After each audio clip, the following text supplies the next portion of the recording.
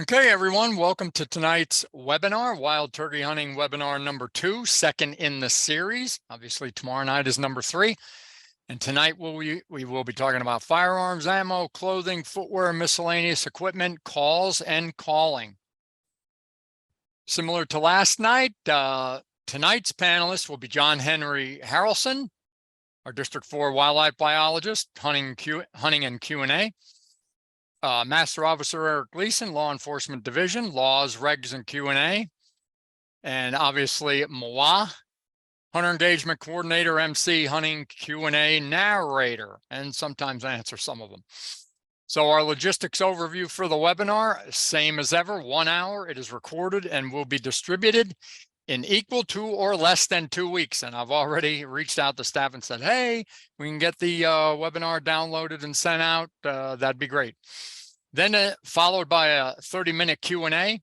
And as we always ask questions in writing only, not asked directly, topic specific, and that is for our topic tonight, and addressed at the Q&A, not during the webinar, or we would never get through it all. And we are respectful of your time. Chat hand raising will not be monitored. The main reason for that is we want you focusing on the screen and the content. Please allow us to cover material before writing questions, because oftentimes if the questions start pouring initially, it's something we are already going to cover. There's always a brief programming justification, the why behind it all, and that's because the realization is 40 years ago, there wasn't programming. It wasn't needed. So there is that reason why, and we want you to know about it. Apply the 3 L's tonight: look, listen, and learn.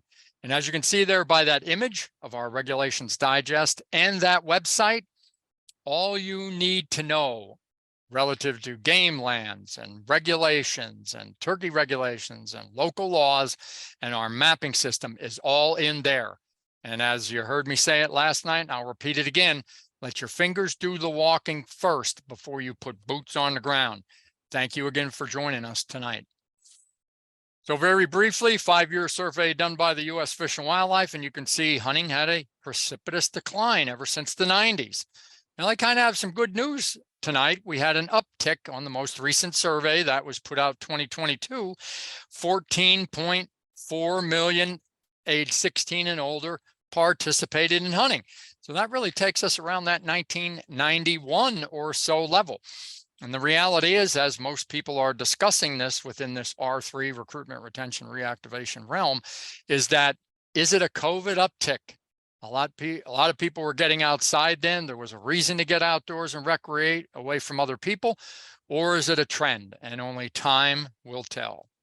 Speaking in terms of North Carolina, there are over twice as many license holders as there are active hunting participants. Many people buy licenses for infants, some that get never used, and it is a contribution to conservation. But the real political force behind us is the participating folks, and that is roughly 300,000 as of 2021. When you look at the population as a whole, that's the one puts into perspective hunter numbers and license holders as compared to the population.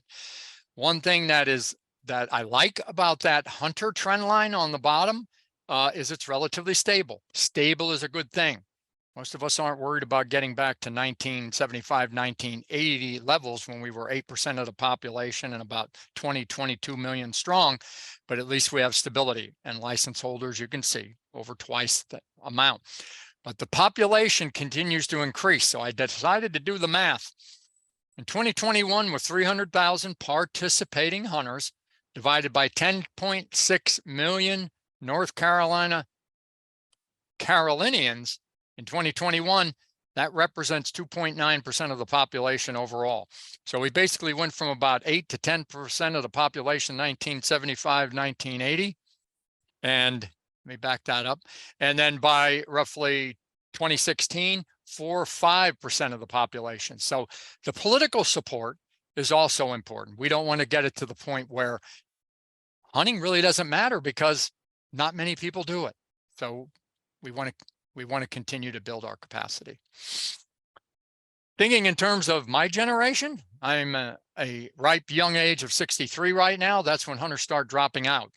And that big cohort or as I like to say, the greatest number of modern day North American hunters of all time, the baby boomer generation, is fastly aging out, and they're going to leave a big gap.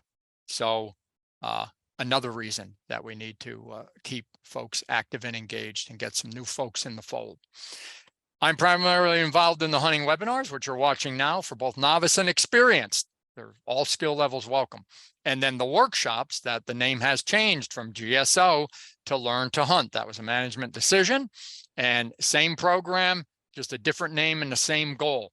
Brand new folks that don't have social support for hunting, don't have experience oftentimes with firearms, or how to scout for wildlife, or how to use tree stands, or how to recover game.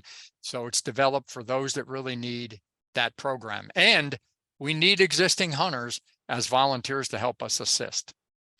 So these are experiments to offset participation decline, and only time will tell whether they're successful. As some of you may know, this is all my programming for 2024. It's already laid out, and it's on the Go Outdoors calendar. Matter of just going to that registration link, searching in that type of order, and I will share this sheet. It makes it easier, going by type: hunting workshop, start date, end of it, day of event, and then end of date, month after the date, because the calendar only shows 4 months out. And then obviously do review the event summaries, very important. So we hope to see you more in person and not just virtual later on. So obviously, to build volunteer support, that is on our website. And we do get folks coming in, they'll say, hey, interested in joining, but not everybody reaches out. You know, maybe they're not interested or just not available. You know, I mean, folks have jobs and they have things to do, but if you're interested, you can see it there, Learn to Hunt, or directly to me, lth@ncwildlife.org, and it probably takes you to the same spot. So tonight, what we're going to be doing is showing both my version of hunting and John Henry's version of hunting. And of course, we'll have a video included. So we wanted to take, and not so much hunting, but gear, the topic for tonight: firearms, ammo, clothing, and miscellaneous equipment. Tomorrow night will be the hunting strategies and techniques. So John Henry is the first one to go, gives me a little bit of a breathing break, and then mine is directly after. So John Henry, feel free to take it away when you are ready. Good evening, everyone. Oh, how about that? We went too far already. Yeah. There we go. Good evening. Thanks everybody for joining. Thanks for everybody coming on and spending a little bit of time with us and allowing us to talk to you guys about turkey hunting tonight. My name's John Henry Harrelson. I'm the District 4 wildlife biologist. I cover the 9 southeastern counties for the Wildlife Commission and the Wildlife Operations Division. So we do some on-the-ground research. We do handle nuisance issues. We do all kinds of stuff. But I've been blessed to get to turkey hunt for the past 15 years, and I've also been blessed to get to do some turkey research and got to catch a couple hundred birds over the last few years for our agency, doing some tagging. So we get to share some of that knowledge with you guys tonight. So before I go hunting, these are some of the things that I consider. You know, where am I going? Is it public or private? For me, that means, am I going to have to compete with someone else? Am I going to have to walk further? Have I been there before? Do I have amenities there? Like, do I already have some water there? Is there a house there I can use? Or am I just going to be striking out on my own? What kind of terrain am I hunting in? And for me, this determines what kind of gear I'm going to bring. So am I bringing my decoys because I'm going to be hunting in the field? Or am I going to leave them at home because I'm going to be hiking all day in a place I've never been and it's all timber? And that kind of goes to the next point. Have I been there before? That's a lot to do with it. How early am I going to get there? Because have I scouted this before? Do I know where birds are already roosting? There's all kinds of information you pull once you've been there. You know, you're always building on that database you got on locations, previous history, previous knowledge, and you play off of that.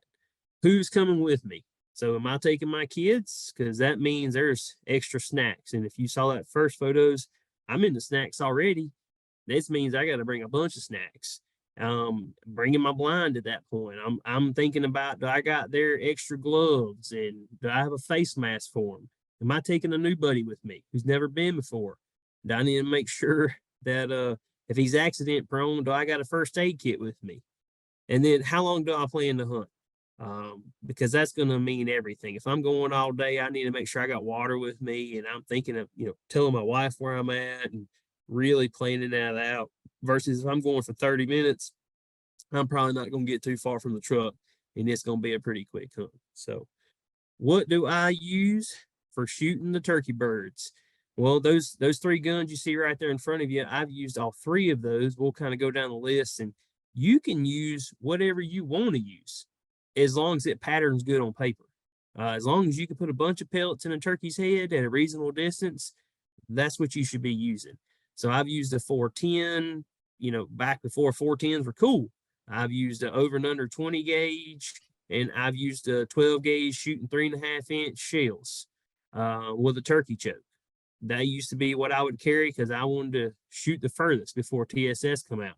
Nowadays, I jumped on that 410 train a couple years ago, and this is what I carry now, simply because it is light and it is reliable and it's pretty accurate out to 35, 40 yards, that's the top end of my comfort zone, which is where I like birds like to be.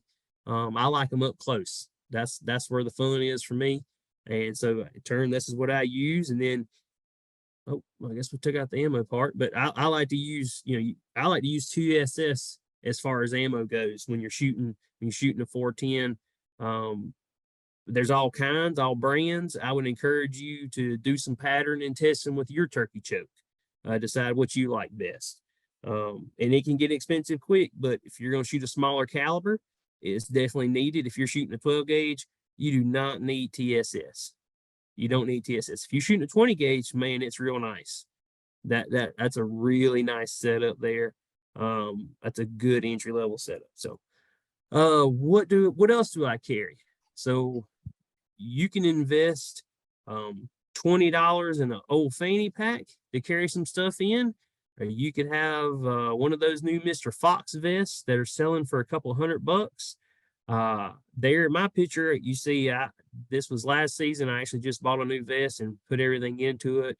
I'm rocking a 10, 12-year-old game winner vest from Academy that was like $40. So I killed a bunch of birds, towed it plenty out in that vest. Wasn't spending a bunch of money.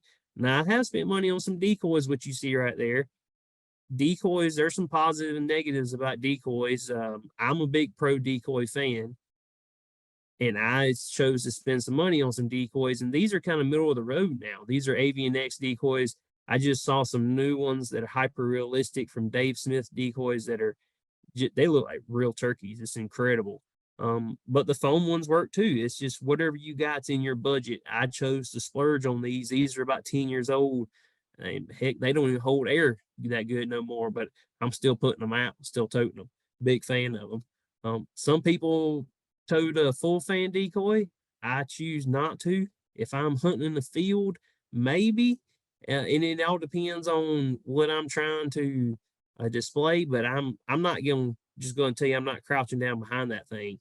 That's a good way to get shot. So just be careful using those decoys that you hide behind. And I'll just throw that word of wisdom out there. What's in my vest? So some critical things you got to have, at least is my opinion. Got to have some face mask. Now I've tried to transition to the sleeve type face mask that you wear around your neck, pull up.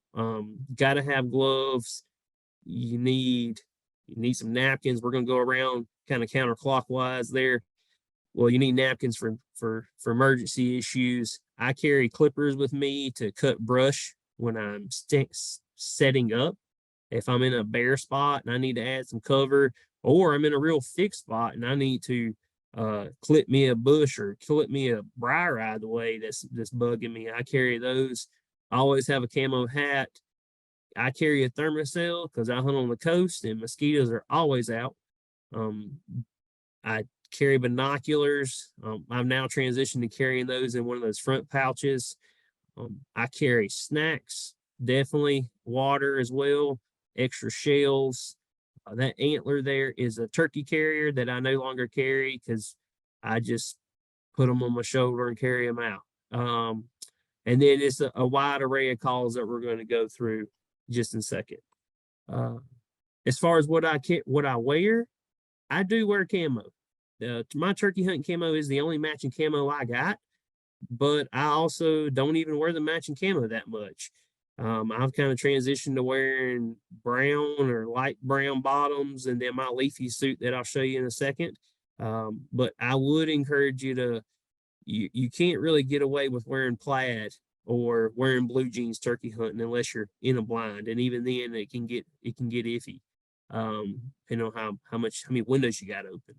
But wear something comfortable. You gonna want to wear long pants. I have a light season jacket, early season jacket. I pretty much wear muck boots all the time now, or some kind of rubber boot, depending on, because you're always jumping ditches where I hunt at, so it's always wet. You're always hunting along a swamp, and it just gives you a little extra security on getting your feet wet throughout the day.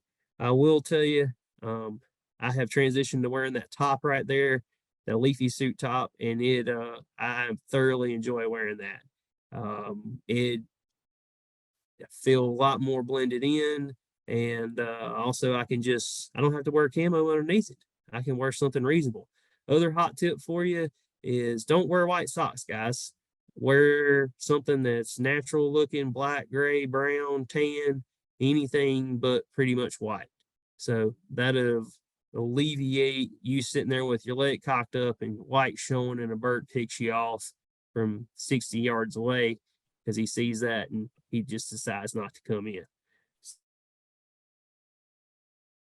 So I've transitioned to, no color, no white socks in my drawer just for that reason. If you're taking your kids or you have a small place to hunt where you can't really move around, or you're just like to hunt this way, blinds are very effective in killing turkeys. Very effective when you're hunting with kids. I have a 7-year-old that I take on a regular basis, and she does not do great outside that blind, to be honest. But inside the blind, we can get away with some movement.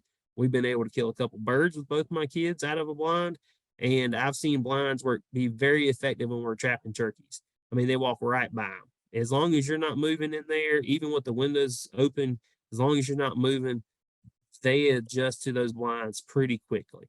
Lots of folks now are taking gobbler chairs, at least that's what they're calling them, turkey's chairs, sling chairs, just helping you get up off the ground instead of sitting on a pad if that's not comfortable for you. And then that mesh netting there at the bottom, I sometimes take that with me with my kids when we're hunting outside of the blind. I have a 9-year-old, and I tend to take something like that to sit up with her, so it gives us a little more freedom to move that gun when we're trying to get on a bird. She's not quite as steady as an adult yet, so I try to set us up and give us every advantage we can, because turkeys have very keen eyesight. And then here's the calls I tote. So I don't even really tote the wing bone anymore. I tote 4 or 5 mouth calls. I got a wide variety. I would encourage, if you want to know what kind of mouth call to go by, go visit Dixie Deer Classic this weekend. There'll be thousands of them there for you to buy. And in fact, I walk around, I'm working on Sunday. I walk around and buy me 3 or 4 every year. And those are the ones I use. I have a pot call I carry. I carry 2 strikers now in case I lose one. And I've ditched the crow call because I crow call with my mouth. It's up to you. You'll see when Deet shows his that I am a minimalist. And some people think I carry a lot. Some folks just carry 1 mouth call and go at it. So you do what you think is comfortable, what you get comfortable with. And then, Deet, is this up to you? Oh, you still got more. Oh, okay. And then the common calls that are being used, you got trumpet calls, you have pot shell calls that are homemade, you have strikers of all different kinds and varieties, push button calls, box calls, which we'll all go over here in the video that's coming up here shortly. The other big call that a lot of people carry are shot gobble calls. So you have coyote howlers, and when I say shot gobbles, that's something that you blow to get a turkey to gobble when he's not gobbling at a hen call, or when you want him to gobble by not blowing a hen call. So like preseason, or when you're out trying to roost one the night before, get one to go off before calling time. These are calls you would use. The most effective, in my view, is an owl hooter for early morning, and then a crow call for the rest of the day. But you see, there's even the meat eater. If you follow those guys, they have a T-shirt there. The sounds that make a turkey gobble, and there's some pretty funny ones, and I've heard them gobble at some crazy things before. So yeah, it's one of the cool things about turkeys that gobble. So all right, Dee, you're up, buddy. Okay, very well done as always, John Henry. And if I were sitting around, say, a round table right now with a bunch of folks and I was sharing my issues, I would start by saying, my name is Deke James and I'm a retail therapist. More is more. Unsupervised, yes, thank you. So we're going to move on just to show you a couple turkey shotguns. But I think it's about 1/15 of my turkey guns, not counting that bottom one. There's an example of an array of gauges that can be used for turkey. And that bottom one, I'll just mention that. You don't have to spend, as John Henry said, you don't have to spend a ton of money. That's just like a regular field gun, a Mossberg with a sling on it. Probably it has a screw-in choke, probably full. I have in that with the right choke combination, the right ammo that patterns well in it. That's a turkey gun. That's good enough. The only thing I don't care about it is it's got a little bit of glare on it, but it's not bad. It's still relatively buff. So if you're a budget-minded person, you can go there. That top shotgun is a 10 gauge, now discontinued. The original Ithaca Mag 10. They also sold the rights to Remington. It was called the SP10. Those guns are awesome. Do you need them? Absolutely not. The disadvantage of that, it weighs about 12 pounds, but it also builds your arm up for carrying them turkeys out. The one below it is a 12 gauge semi. That's a Mossberg. The nice thing about semis is they take some of that recoil, and of course the 10 gauges too. They use some of that energy from the shot charge to cycle the action. It makes less kick, especially with large gauges. The one below that is a 20 gauge Benelli with a red dot. Red dots are really nice. You point one dot on the turkey and you basically got them. The only disadvantages to red dots is you better make sure your batteries are good. And even though those like nickel looking or something batteries, they last a long time. That's the only downside, but it gives one sighting plane. One below that's a 410 pump. And 410 now with premium ammo, believe it or not, is a turkey gun. And the reality is, even with the standard lead loads, you could shoot a turkey with the right choke at a very close distance. And we're talking probably 15, 20 yards, and maybe you could stretch it to 20 yards, but calling a turkey in that close is not always easy. And the reality with premium ammo, it stretches it out to at least probably 30 yards or even more. Chokes are another thing to talk about. Obviously, the one that's in that bottom 20 gauge is a flat flush choke. And I think you can see my cursor here. John Henry, can you see my cursor floating around? Eric, can you see that? No, sir, we don't see your cursor, D. No. Okay, how about if I'm over here? There it Oh is. yeah, there we go. All right, just wanted to make sure. For some reason, I thought it was on the other screen last night. Anyhow, flush choke, perfectly good. Right load combination, right barrel works good. But what these array, and it is progressively modernizing, they're getting more and more advanced. A longer choke offers that longer taper, which has a tendency not to distort copper plated lead, and with a variety of constrictions. Do you need them? Absolutely not. But what they can do is fine tune the pattern of a shotgun, making it very tight and very effective for potentially longer ranges. But even that has limits to it. So just a variety of things. Aftermarket chokes, they're typically called, available. There are you saw the guns. Now you see the shells. That's a 410. Again, not really a turkey gun, and even marginal for small game. But with premium ammo, it can be effective. And there's so many videos out about that. You could watch them until like your hair turns gray, like mine. 20 gauge, very effective turkey gun. And you don't need the power and the load capacity of the 12 3.5 inch or the 10 3.5 inch, but these are awesome. They represent my era. And in fact, many of the hunters at that time were using 10 gauges, like 2 1/4 to 2 3/8 ounces a shot. But keep in mind that what moves forward in physics also comes back. So they're kickers. And in reality, with premium ammo today, this has made these relatively obsolete, because dead is dead. You know, boom.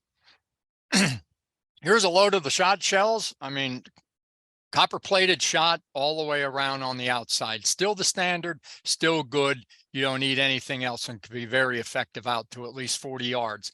Then they came out with things like this Magnum blend that had a hard type of a coating on them, made them a little bit more resistant to getting flat spots. That's been one of the challenges even with copper and nickel plated lead.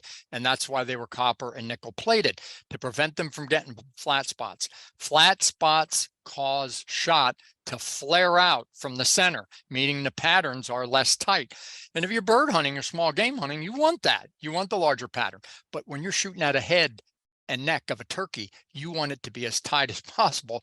And sometimes with this premium ammo I'm going to mention in a second, patterns are too tight and we tend to miss birds. Heavyweight was next on the scene. Then it was TSS. And just to give you an example why, lead as a general rule is, if I remember correctly, 11.2, 11.3 grams per cubic centimeter.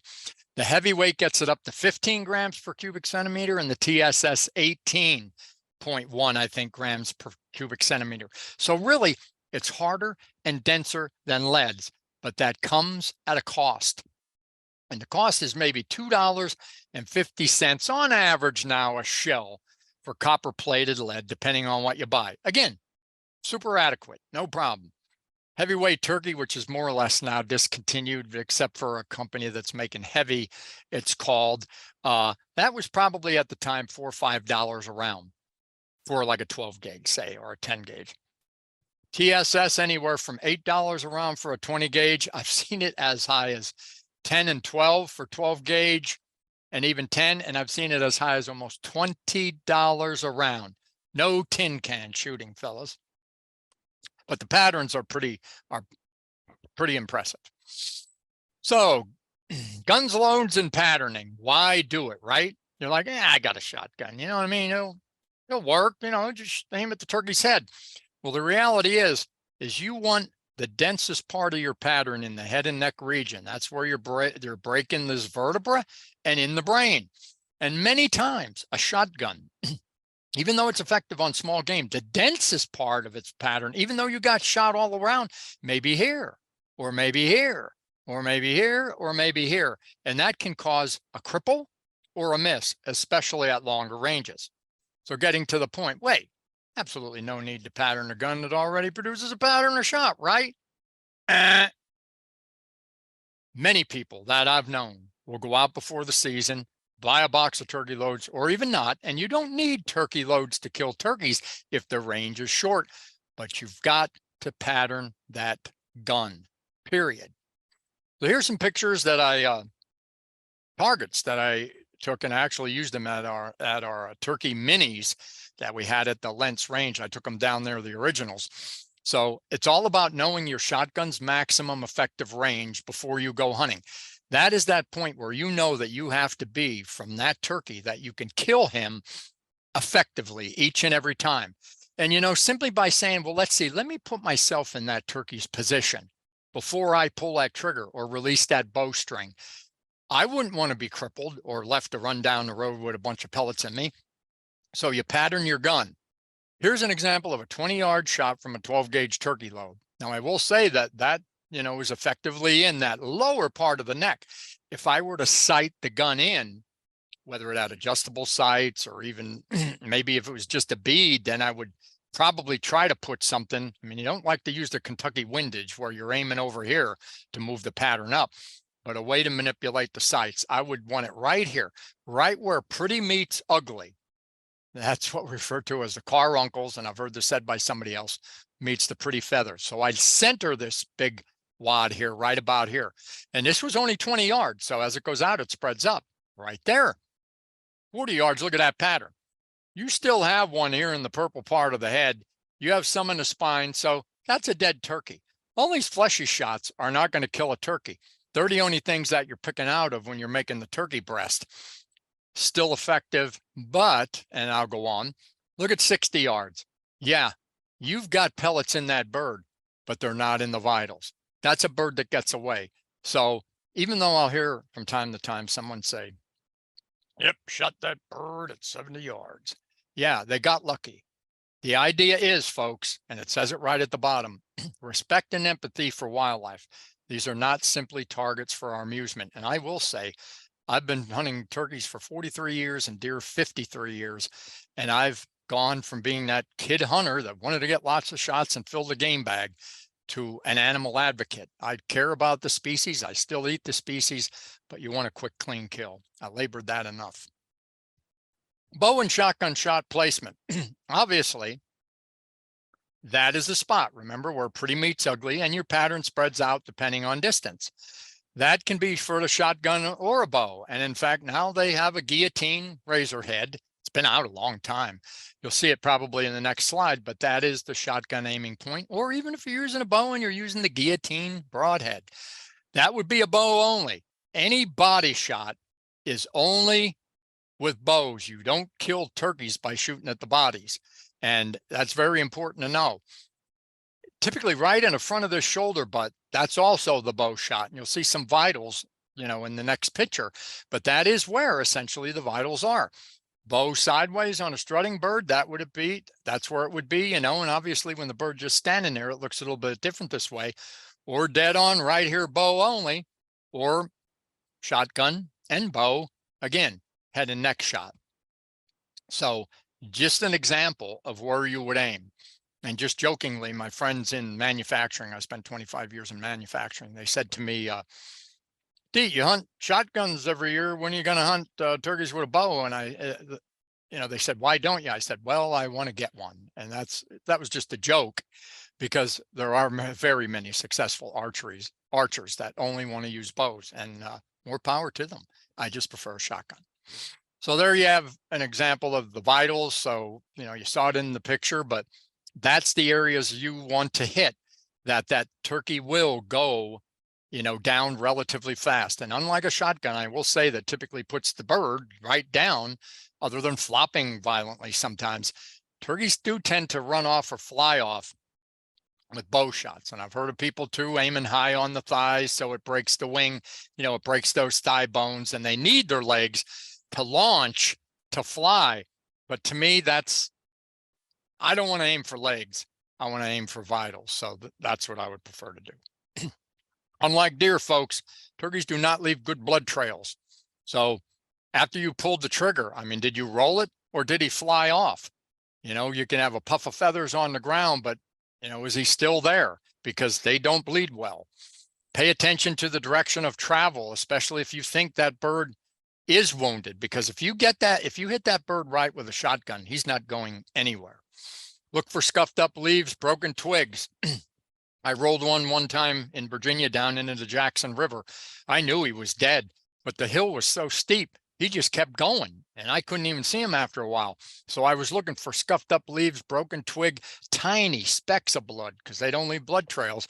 And he did roll down in a straight line, but he rolled down to the river, and I did find him. Peeking in nearby blowdowns, undercut creek banks. Stop occasionally and look around, because if he did like kind of regain a little bit and he ran a little bit, he may be off to the side of that trail. Walk circling and/or paralleling transects. And I think you know what that means. You just go from where you hit him and you just widen it out, or walk down straight line, move over about 10, 15 yards, walk straight back up. Don't give up until convinced the bird has escaped unscathed. And I've many times, and I've probably lost 2 birds in my career of hunting, and it ruined my day, but I spent the entire morning or afternoon looking for it. I mean, if you hunt long enough, it could happen, but you try not to make it happen. So assess what went wrong and don't do it again. As you can see here, too far, pulled the shot, especially if you're going to flinch, if you're afraid of that shotgun. You didn't pattern the gun, you're using the wrong ammo. Turkey was moving when you pulled the trigger.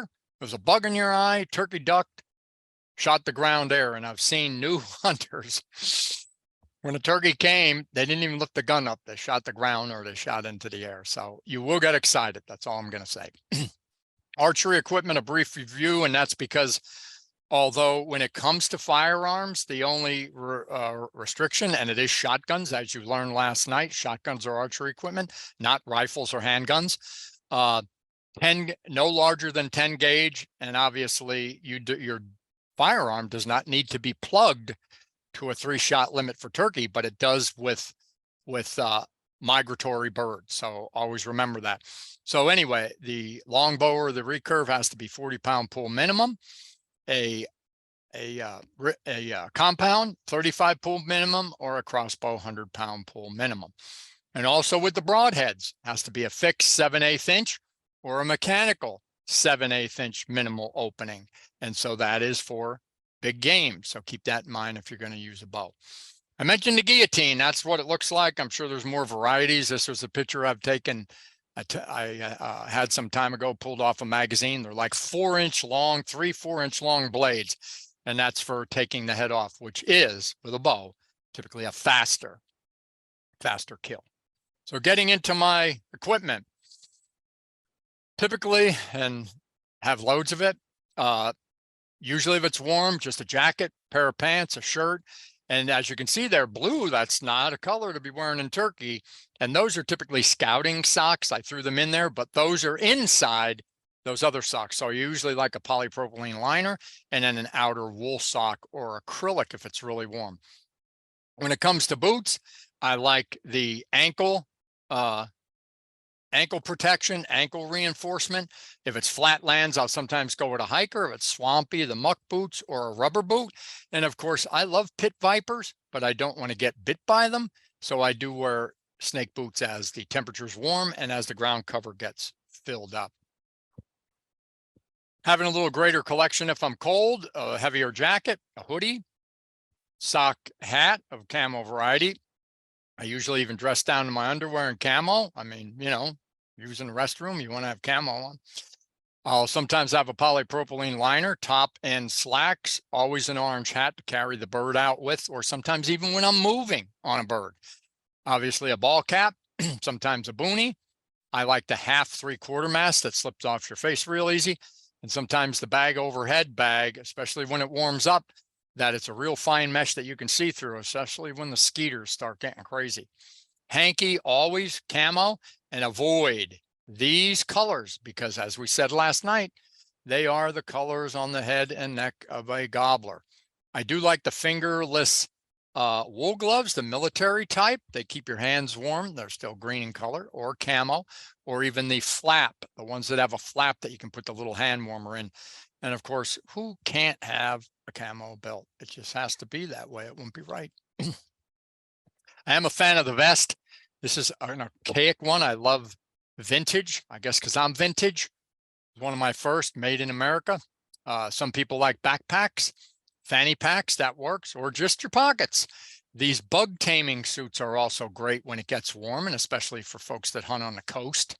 And I'll sometimes carry a rain jacket if I know it's going to get, we're going to have rain, but the reality is I usually get, excuse me, because I'm a running gunner, I usually get wet from sweat anyway.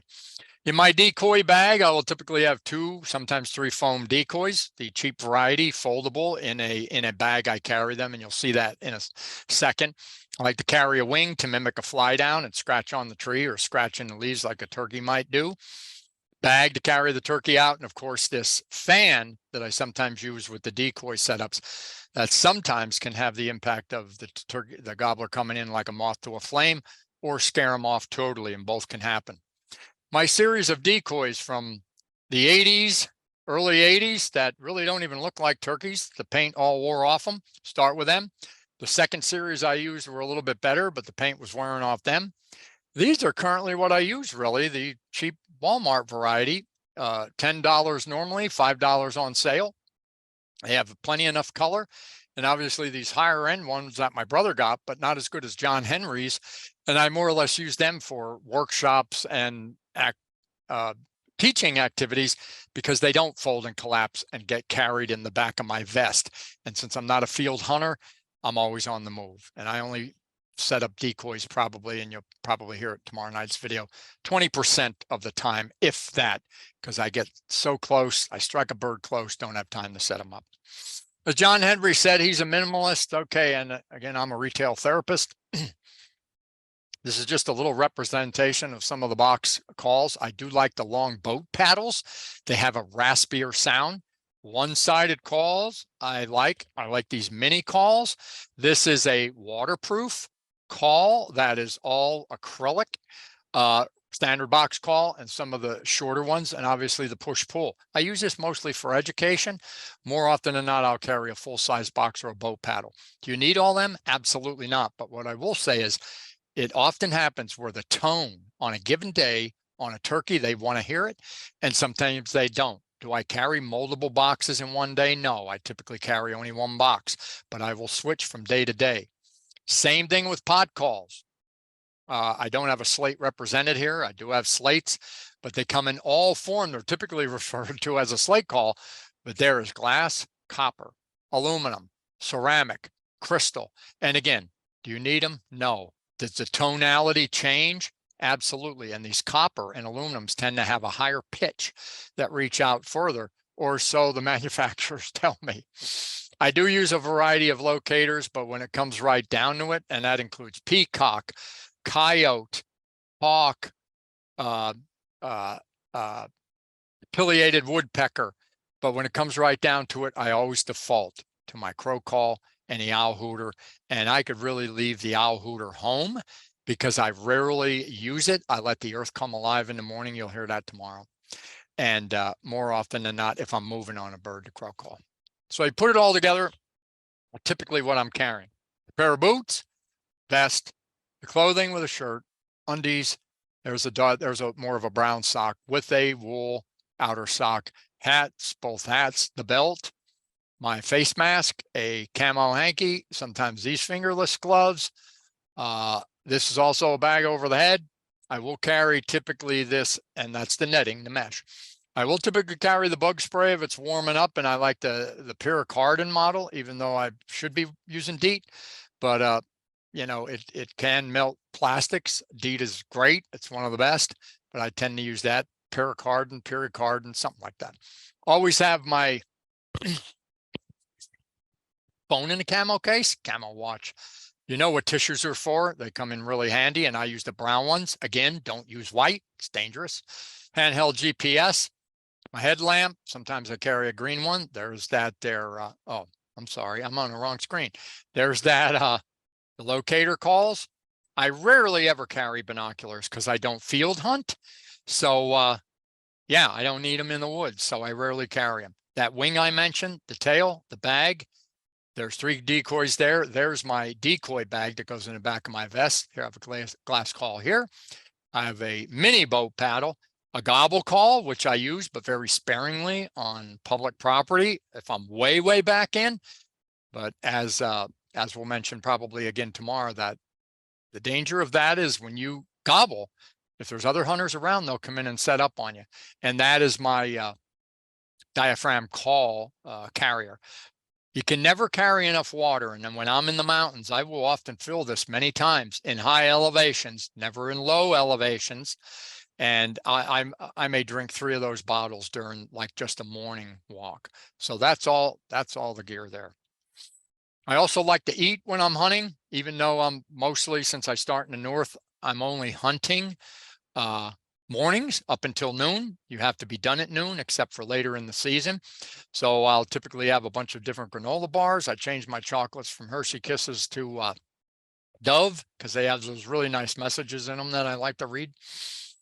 Morning breakfast is usually, and I've kind of changed it up a little bit, I will have an apple maybe in my bag, but banana, the cheaper Slim Fast, and a bottle of coffee as well, because I don't cook coffee. I jump up bright and early. You'll hear that tomorrow too. And I discovered these as I've been aging. Inserts, didn't need them forever, but I need them now.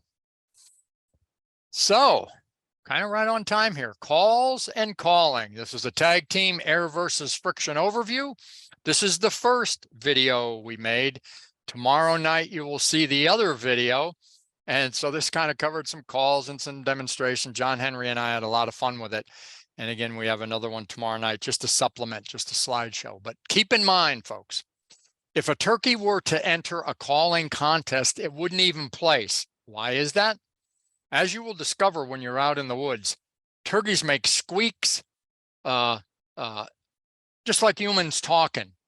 You know, we'll slur a word, they slur a cluck or a yelp. And they don't call perfect. I mean, they sound good, but they don't always call perfect. And we're used to listen to these contest callers that are precise and get judged on the call. So don't get all caught up in how good you are. And if you make a sour note, a squeak or whatever, just cover it up. It's just like when you're public speaking and you go, you just follow it up with another word. You know, nobody's really going to notice that unless you stop on it. Because if you stop on a squeak with a wild turkey, that may scare them away. So here we go. We hope you enjoy it.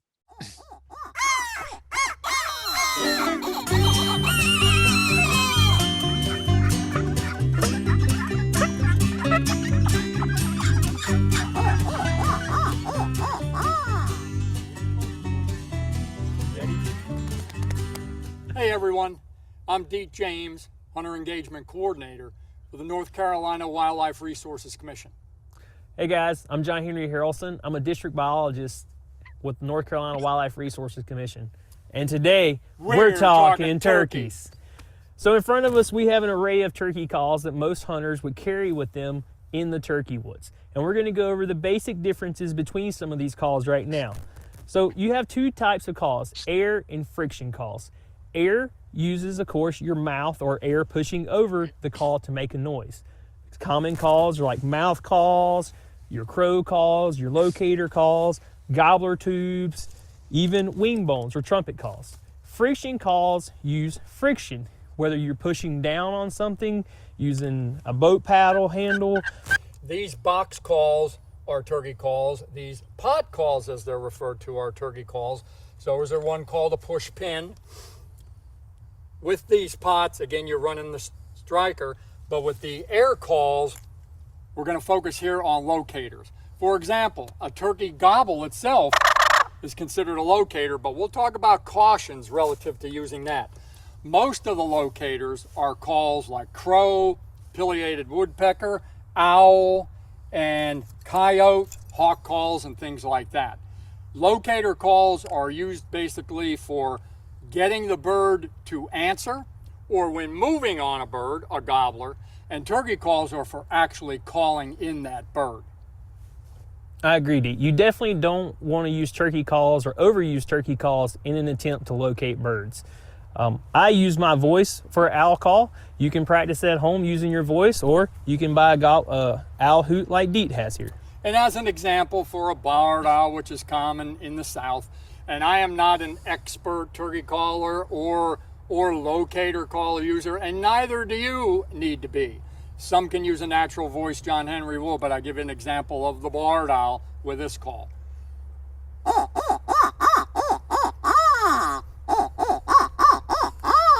That can get a bird, especially in the morning, to make a sound, to elicit a sound with that call, and then you figure out where he is and you can set up.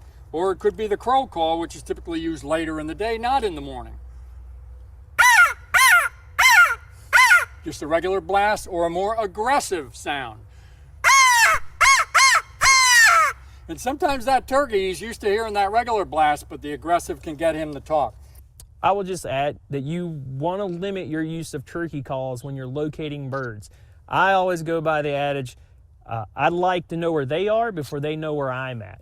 And locator calls help you figure that out.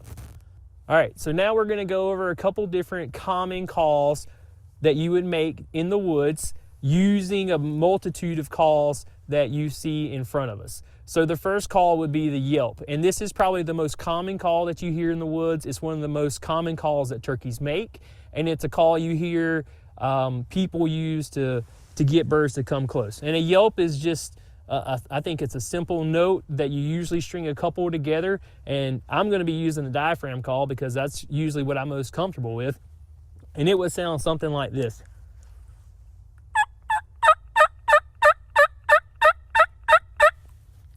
What about you? What do you like to use? Well, I like to use them all, and we will be talking about diaphragm use because obviously it's one of the harder calls to get used to. So I'll try it here with a slate call, and typically my go-to happens to be this glass. I've been carrying it around forever, but as you can see, there's a multitude of surfaces.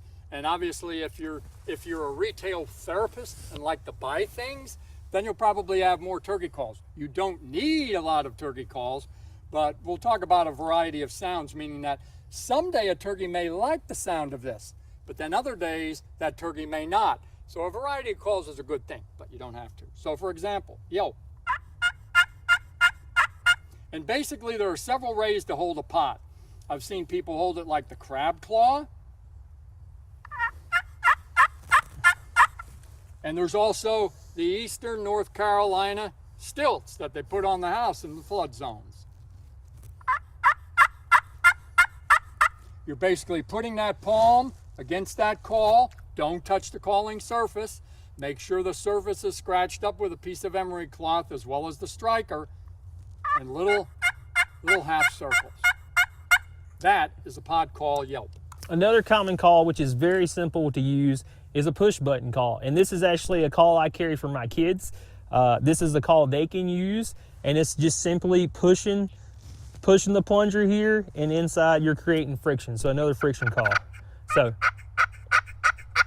very simple, but again, you're moving your hand just like you're moving your hand on the pot call, and movement is an enemy when you're turkey hunting. So keep that in mind. These calls that you're moving your hands on, there are limitations of using those calls when birds get in close.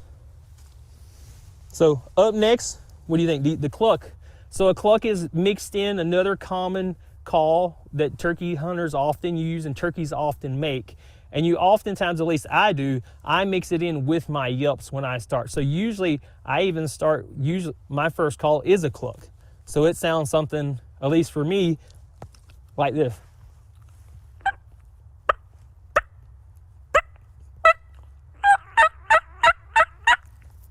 So I will throw 2 or 3 clucks in and then add in a couple yelps. And that's a really common call sequence that you often see or often hear in the woods from turkeys calling back and forth to each other.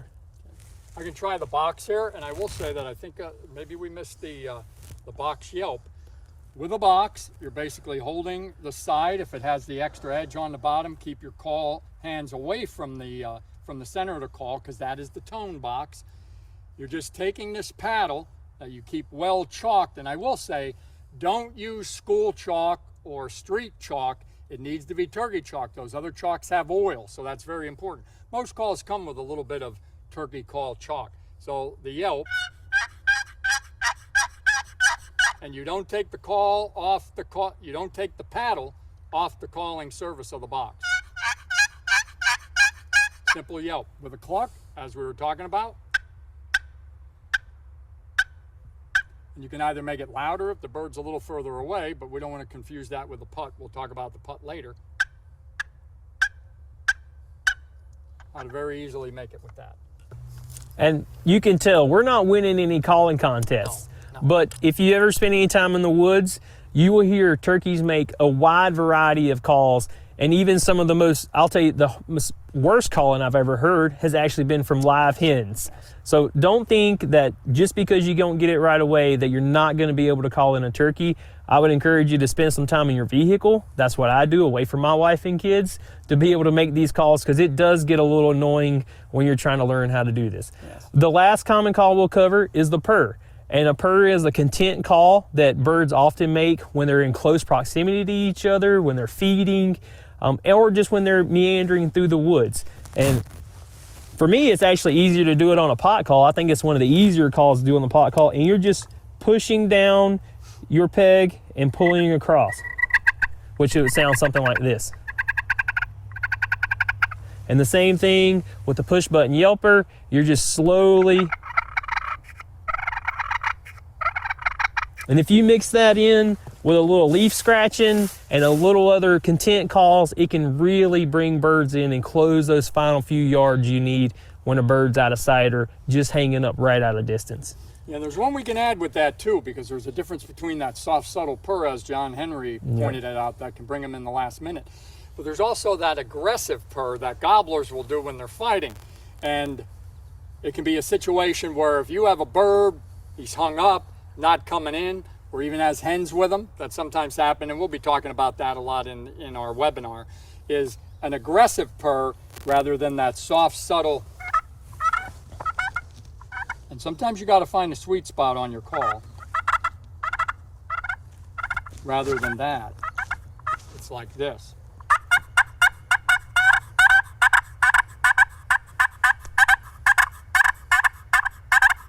Very, very loud, shrill.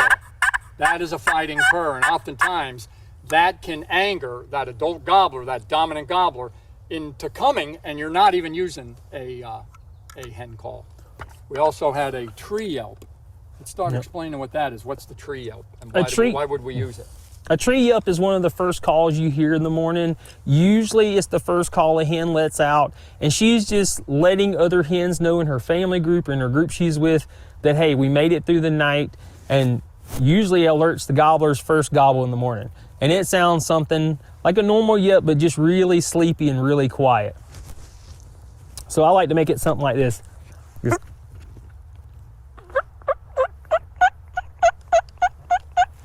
Just very quiet, very subdued. I don't want to be loud and aggressive because I've been asleep all night and I'm imitating a real hen, just waking up on the roost, and I want to sound like her.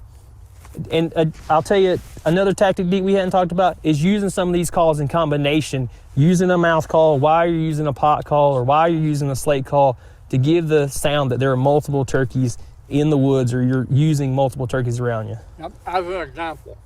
And if you're sounding like two hens are better than one to that gobbler.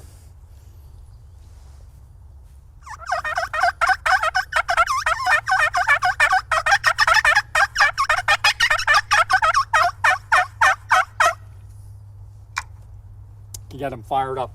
With that tree call, again, something we'll be talking about. I keep bringing up the webinar, but a lot of this will be covered in strategies. When you talk to that bird with that tree call, if that bird answers you immediately or cuts you off, that bird's ready. And in most cases, you can just put the calls down and let that bird find you. Would you agree, John Henry? I agree, but I'll tell you, it's awful hard to put those calls down sometimes. It is hard to put them down because, and I call too much too loud. But sometimes we can actually make that bird hang up and not come in, because what is the natural way of the wild turkey, Henry?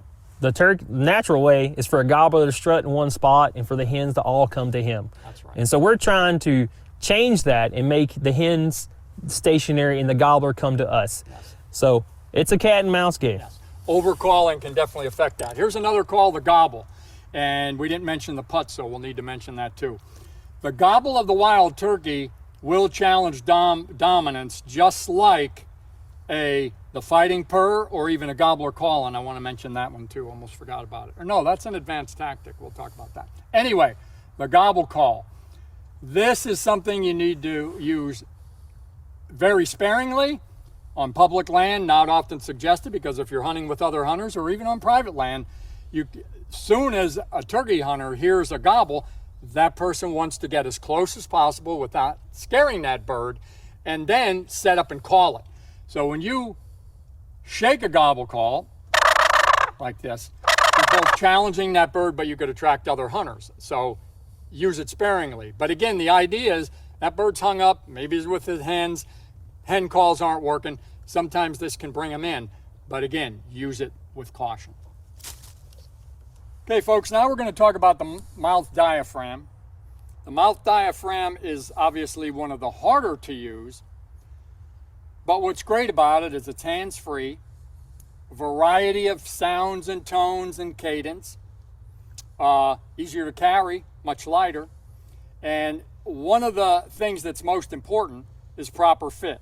For example, this one is really a standard size, and you can see it's kind of worn. I've had it for quite a while, but they come in all different sizes and colors. And one of the things we want to note right off the bat is your palate may be different than someone else's. Some people have a narrow palate up there in the roof of the mouth, some is wider. As a general rule, I like a standard call, which is like this, but some of these more narrow calls also work better. They'll have a variety of reeds, which is the latex in the middle. They'll have different cuts, and they'll make different sounds. But the initial way to get a sound out of it, before we make any calls, is the first thing you want to do with the call. It'll typically have a tab or a point on the bottom of the call. And that's an aluminum frame. It's like a latex tape on the outside, almost like a hospital tape. And then narrow reeds that are crimped in between an aluminum frame. And it typically comes when you buy the call. The instructions are in there. You want the tab down. When you put it in your mouth, it goes up in the roof of your mouth, and your tongue goes up against it underneath, like that. And typically your tongue is just right out in front of that reed. What you're doing is you're not blowing air, even though it's an air call, you're huffing air from your diaphragm, huffing it out. And by making them sounds, it causes those reeds to vibrate. Now what you'll discover is that early in the season, when you get started again, it'll tickle your tongue and you'll go like that. And you just scrape your tongue with your teeth, and that's kind of my routine. But that goes away after you start calling. But the first thing you want to do is make a high note and then a low note. You make a high note by a lot of tongue pressure. You make a low note by less tongue pressure. And then what you do is put them together. So you find the proper place, not way back in your throat, right in the front, not far behind your teeth. Put it in there. And when you first put it in, walk around with it, get used to it. Because the first thing that will happen in your mouth is you'll start to salivate.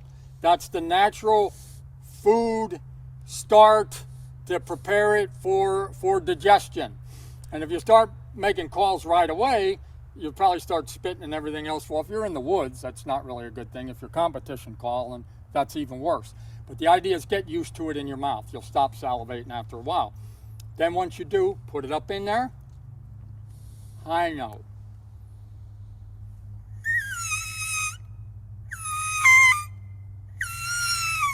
Then the low note, a little bit less tongue pressure.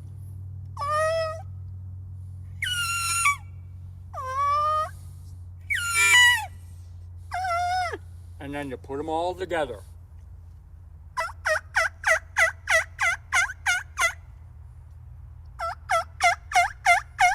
And typically, when you see someone turkey calling, they'll be doing this, they'll be doing this, they'll be doing that. Not only does it hide up the silly face you make with the call, but it also can let the turkey know that, hey, if he's not so interested, I'm going away. You can muffle the sound. He starts circling you over this way. Throw the call this way. Starts circling you over that way. Throw the call that way. That way you're controlling, essentially, the sound. So for me, with this call, put it in there.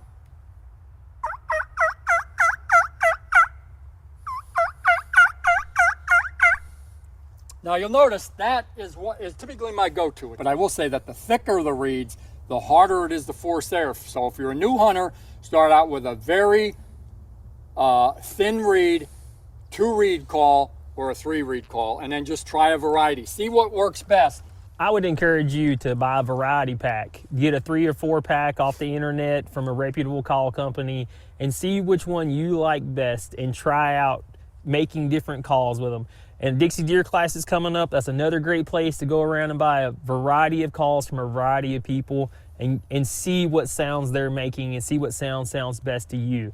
I carry 3 or 4 mouth calls with me when I go hunting, and each one makes a slightly different sound. And oftentimes I'll even carry 2 in my mouth at one time, one on each side of the cheek, and switch them back and forth when I'm calling and when I'm trying to close that final distance with those birds.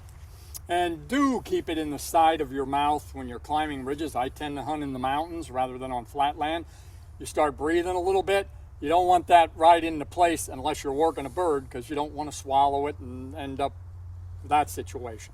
So yeah, just be careful. There are some significant pros and cons to having the mouth call in. Yes. A big pro, you're not using your hands. So when you're sitting or kneeling against the tree or in your gobbler chair and you have your gun on your shoulder waiting for that bird to come in, you don't have to take your hands off and work a pot call or work a gobbler tube or even a wing bone. You can go no hand. As I'd say, I get maybe 2 seasons out of a call. and then it starts the tape wears off. So you've got to replace them, unlike the pot call or the box call or some of the other calls. But yes, hands-free, variety of calls, and obviously, as we showed earlier, using 2 calls at one time makes it much easier. Yeah.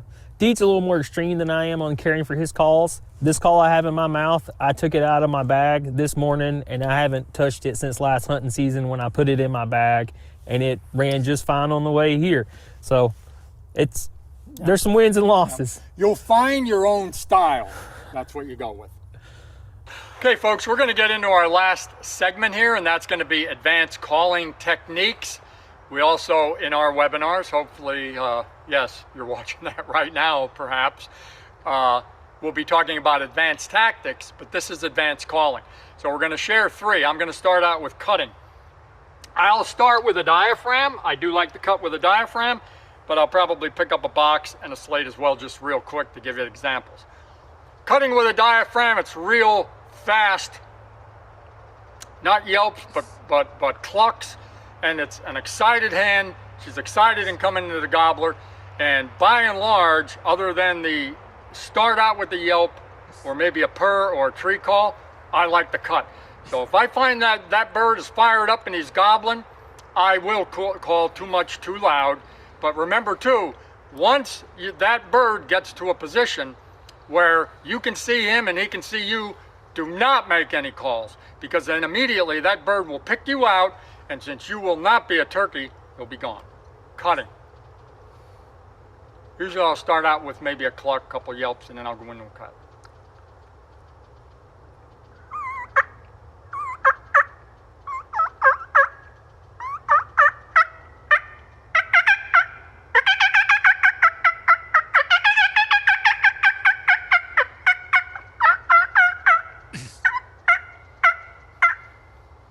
And you don't have to make, it's okay to come back to a purr, it's okay to come back to a cluck, and even if you end on a sour note, like,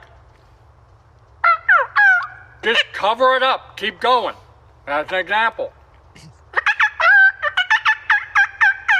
Because if you stop, that can be a bad thing. Stay on a box call, cutting.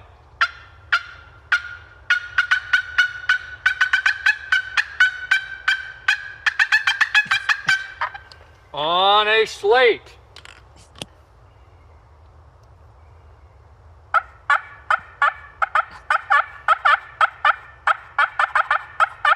And again, remember, sounding like 2 birds, diaphragm, and a pot or a box. That is cutting. So up next would be the fly down cackle, and the fly down cackle is a sequence of sounds that a hen will often make when she's flying down from the roost in the morning. And it's a sequence that I use when a gobbler's already gobbled a couple times on the roost, and I want him to think, hey, come on over here to the hen that's over here, not the hens that are over there. So I usually started off with a few light hen yelps, kind of like Deep did, and then progress into getting louder. And you can add different things into it. Some people have wings with them to simulate the fly down. Some people take their hat off and beat it against their leg. People do a wide variety of things to add sounds to this call. But for me, I try to keep it simple, and I use something like this.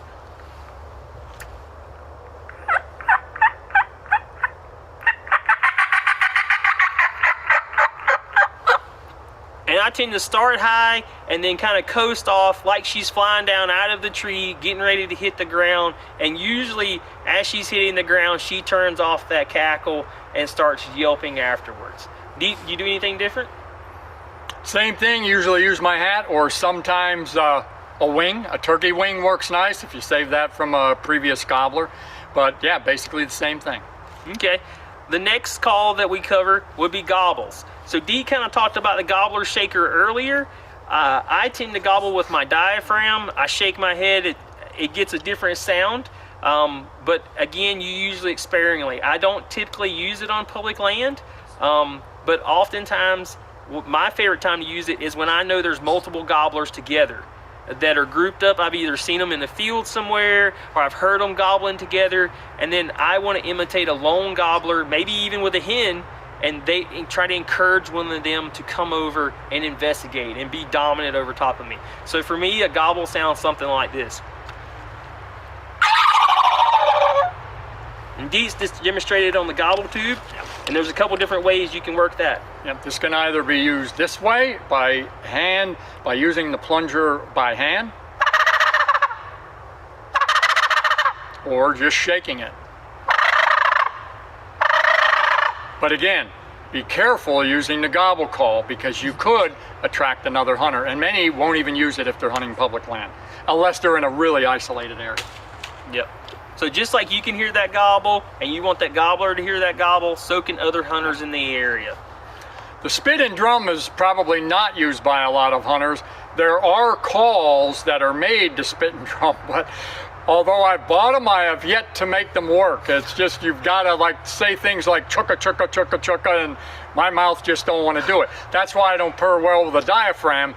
And in fact, when we were young and you know, people could flutter their tongue. I can't do that, and that makes good purrs. But for the spit and drum, that is a call that a gobbler makes when he goes from just being, all his feathers are down, he'll go into that strut.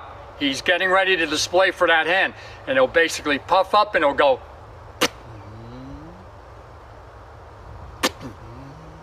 And if that bird's close, you'll hear that. And if that bird's close, don't move. If you hear that sound, that means he's close. So again, he'll go from that just walking, he'll all of a sudden bring that, you'll start seeing the wings and the tail going up. And if you can do that with your face mask on so you're not moving your mouth, you just never know. That's one of my favorite sounds in the woods to hear, because that means that bird's close, and usually if I haven't seen him already, I'm gonna see him very shortly. And then you're doing this. So be careful, don't move. I'm usually doing this, Yes. clicking the safety off. So up next would be the kiki. The kiki is like a whistling type call that you often hear hens making in the fall when they're together, or when a large group of hens are together. And to me, it's one of those kind of locator calls or keep in touch calls that they tend to make to let each other know where they are as they're feeding throughout the day. Let's hear the kiki. Yep, and this can be a bird that's, say, maybe a non-dominant gobbler, because there's a dominant gobbler and then there's lesser gobblers, often referred to as satellites or subordinates. He may be looking for a buddy. Maybe his buddy was harvested or he's by himself. That fall call was a, hey, I'm over here, you know, let's get together kind of thing. Is it commonly used in the spring? No, but it can be the difference when a turkey's not responding to a yelp or a gobble. Not my bet.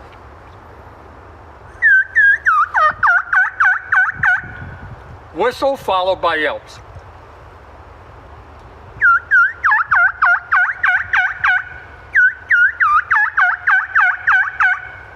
Again, it's just another trick in the bag of tricks. Okay, gobbler yelping. Something from my many years of the fine collection of now obsolete VHS videos and DVDs. One hunter from Missouri used to often use gobble yelping. Why use gobble yelping? You want to sound like a hen in the spring. It's the mating season. But that is another thing that challenges the dominance of another male. And especially if the area that you're hunting in, for example, I typically start in a northern state, in the mountains where it's much colder, and although the photo period is what brings turkeys into breeding, you could be having a late spring. When you have a late spring, again, even though the amount of sunlight is what brings them in to breeding, they can get in almost like a fall mood.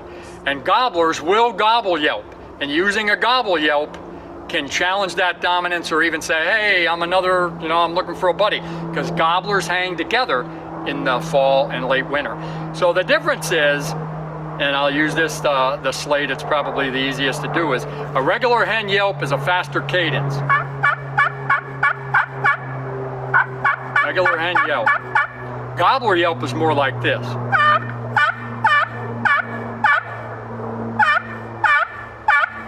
Slow it down, not fast. And they'll even cluck sometimes in that. That's a gobbler yelp. I tend to hear the gobbler yelp when it's a group of jakes together that can't quite gobble or haven't developed their gobble all the way, and they tend to yelp back and forth to other gobblers that are gobbling or even to hens that are calling. That's when I tend to hear that gobble yelp most often. Yeah. Okay, folks, the last call we're going to use is not a call that you would use in turkey hunting. It is an alarm call that the turkeys use.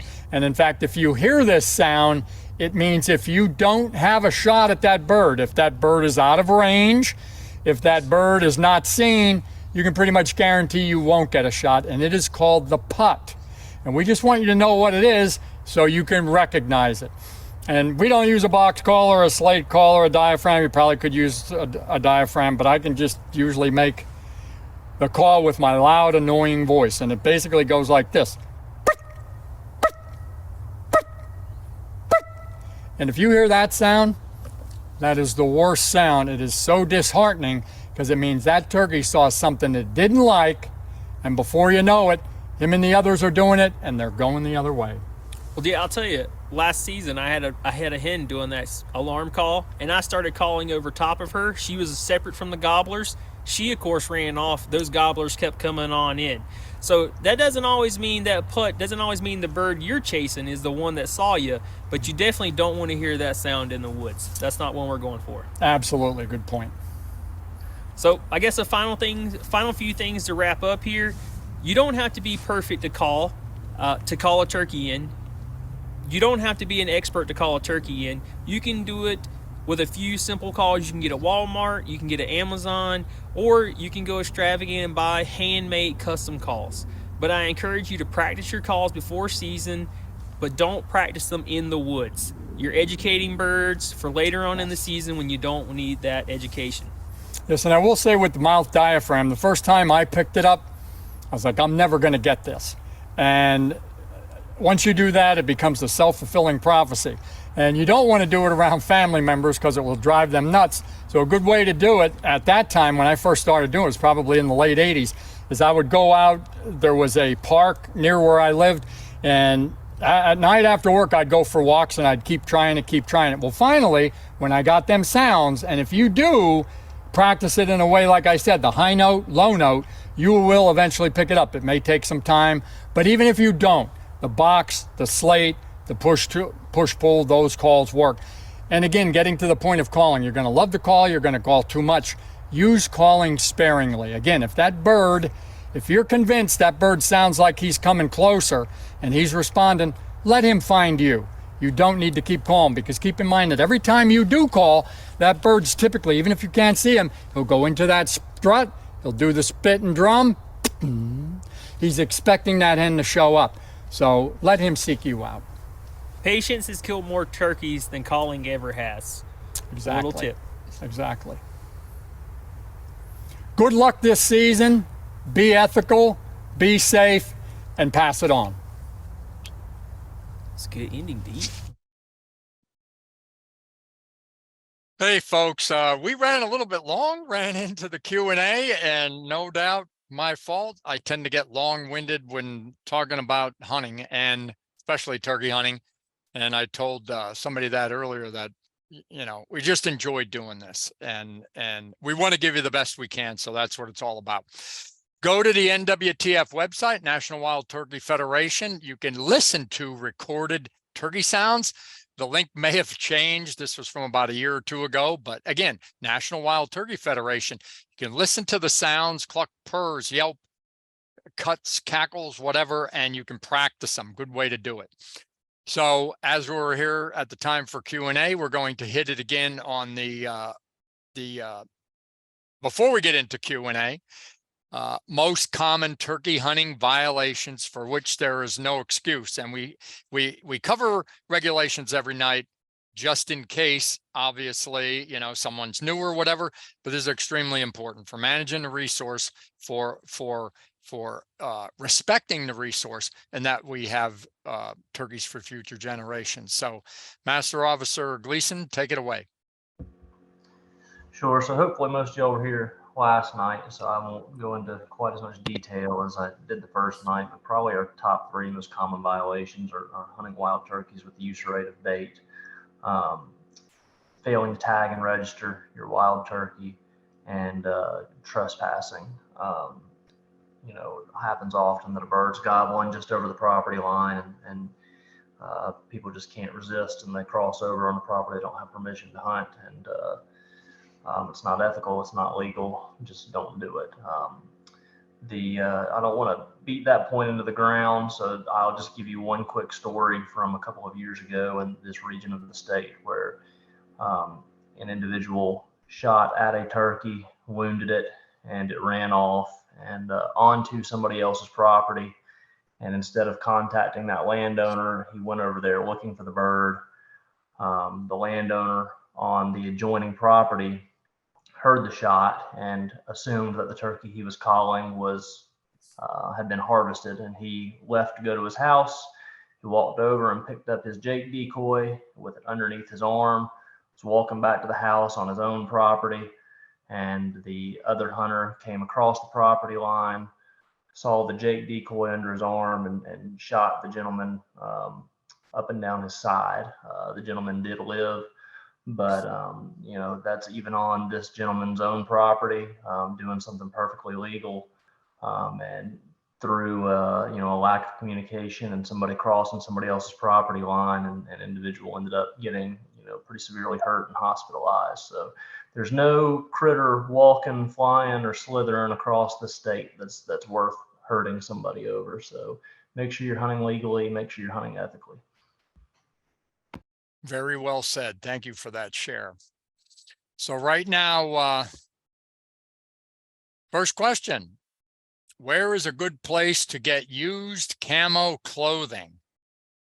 John Henry, or even Eric, you have any comments about that? I would say, keep a watch on your Goodwill and your thrift stores. You can always go dig through some of those places and find used clothing. It doesn't have to be anything fancy to get it to work. John Henry? I'd second that. And then, there's Facebook groups or that are focused just on selling some of that higher end camo, if that's what you're looking for. Like if you're one of those guys that want to wear Sitka but don't want to pay new Sitka prices, there's people that sell Sitka online every day for cheaper prices. That'd be an option. I would just add, as that retail therapist, that places like Etsy, although they've raised their prices ever since I started visiting there, and eBay, you can get a lot of even vests, and some people are trying to sell them for fortunes, but some are trying to sell them a little bit cheaper. So you can find out there, and obviously you can get some really good deals, places like Walmart's, and I think that was mentioned, but it's not, because it's not used, but you can get it relatively cheap. Only you need to find an urban, suburban area Walmart, because you typically don't see the variety in the city. So yeah, plenty of options, or even Google used camo clothing, and many of those things pop up. The power of the internet's incredible. So I'm going to have to go for some long drives to get these calls down. LOL. Well, if you've got a family, yes, probably a good idea, or a basement, or maybe an attic. But yeah, it's like anything else in life. You don't give up. So right now I'm not seeing any. I'm going to move into our last slide here. So this is absolutely true. Don't always strut right to your call, but when I do, it's 30 minutes after you left. And I will say that I'm an impatient turkey hunter. I can easily sit in a deer tree stand for 13 hours, dark to dark, but I have trouble waiting 15, 20 minutes for a gobbler to come in. And I think it's all that interaction. That's what makes it even more exciting than, say, waiting for a deer. But yeah, this is the end of this webinar. Obviously, that, as I said last night, that post-webinar survey is now one survey for watching all 3 of our webinars. So you won't receive that until I send all the recordings collectively. And for those that probably showed up late, again, equal to or less than 2 weeks. And I'm trying to push that a little bit. And that will be at least after the end of the last webinar tonight. If you haven't registered for the last webinar, lots of strategies and tactics tomorrow night. thank you for being with us tonight. And any last comments from my panelists? Eric, do you have anything? No, sir. Really enjoyed it. Think y'all covered it really well. Okay, thank you. And John Henry, any last comments? Thanks for joining. Deed, I see there is Sean Simmons said, are there any in-person GSOs? Oh, there absolutely is. And yeah, I didn't look up there. Yeah, I do see that. Not anymore called GSO. It's now Learn to Hunt. And yes, Sean, you send me an email since you're already aware of the program, and I will send you the full list, 30 different programs coming up, and including how to register. And I did show them up front. And I'll send it to you. Yes. Okay. With that, I think that's the last one. We kept folks late tonight, but we do, well, we didn't really. There was a 30-minute Q&A. Thank you again for joining us. If this is going to be the last webinar, please be safe out there, protect the resource, protect one another, be ethical, and good luck. I hope to see you on the trail after the season. Just kidding, maybe during the season. Take care and have a good night, folks. We'll see you tomorrow night.